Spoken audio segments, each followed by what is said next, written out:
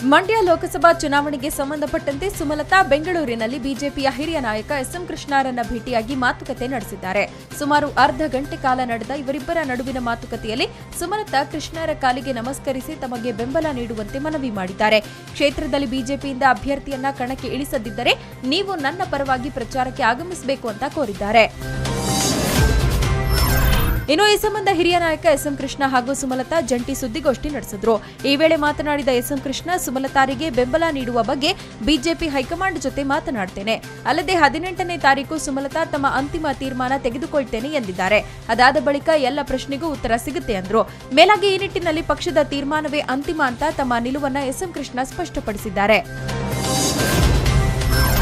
ಇನ್ನೊಂದೆಡೆ ಸುಮಲತಾ ಸ್ಪರ್ಧೆ ಬಗ್ಗೆ ನಾನು ಮಾತನಾಡಲ್ಲ ಎಂದಿರುವ ಮಾಜಿ ಸಿಎಂ ಸಿದ್ದರಾಮಯ್ಯ ಅವರು ನಮ್ಮ ಪಾರ್ಟಿಯಿಂದ ನಿಲ್ಲುತ್ತಿಲ್ಲ, ಉಳಿದದ್ದು ಅವರಿಗೆ ಬಿಟ್ಟಿದ್ದು ಅಂತ ಜಾರಿಕೊಂಡಿದ್ದಾರೆ.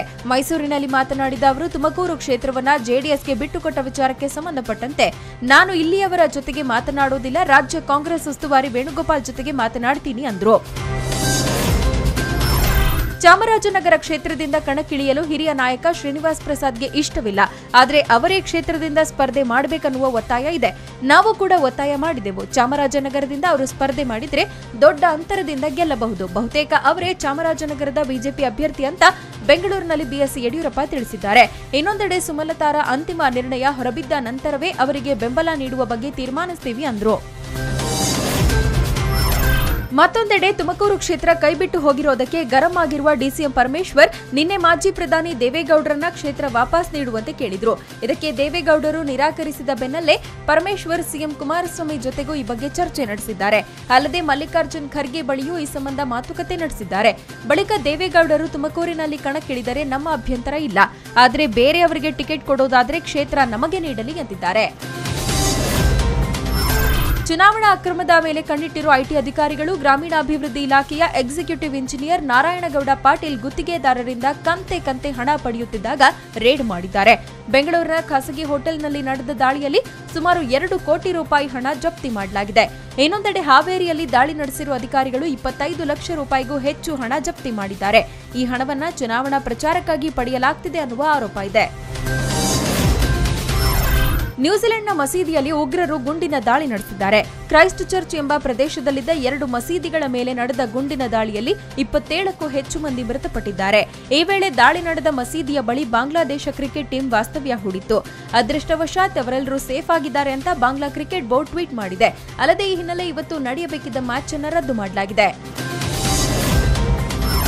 ಪಾಕಿಸ್ತಾನದಿಂದ ಸೇಫ್ ಆಗಿ ಬಿಡುಗಡೆಗೊಂಡು ವಾಪಸ್ಸಾಗಿರುವ ವಿಂಗ್ ಕಮಾಂಡರ್ ಅಭಿನಂದನ್ರ ವಿಚಾರಣೆ ಪೂರ್ಣಗೊಂಡಿದೆ.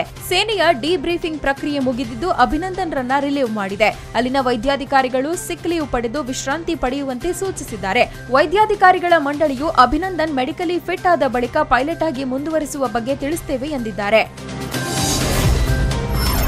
ನಟ ವಿನೋದ್ ಪ್ರಭಾಕರ್ ಅಭಿನಯದ ರಗಡ್ ಚಿತ್ರದ ಟ್ರೇಲರ್ ಮತ್ತು ಆಡಿಯೋ ಇದೇ ಮಾರ್ಚ್ 16ಕ್ಕೆ challenging star D boss Darshan ರಿಂದ ಬಿಡುಗಡೆಯಾಗಲಿಕ್ಕಿದೆ. ಜೊತೆಗೆ ಚಿತ್ರ ಇದೇ 23ಕ್ಕೆ ತೆರೆಗೆ ಬರಲಿದೆ.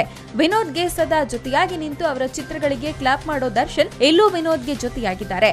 ಮಹೇಶ್ ಚಿತ್ರವನ್ನ ನಿರ್ದೇಶನ ಮಾಡುತ್ತಿದ್ದು ಚೈತ್ರಾ ವಿನೋದ್ಗೆ ನಾಯಕಿಯಾಗಿದ್ದಾರೆ. ಈಗಾಗಲೇ ರಗಡ್ ಚಿತ್ರ ಟೀಸರ್ ಮತ್ತು ಹಾಡುಗಳಿಂದ ಸದ್ದು ಮಾಡ್ತಾ ಇದೆ.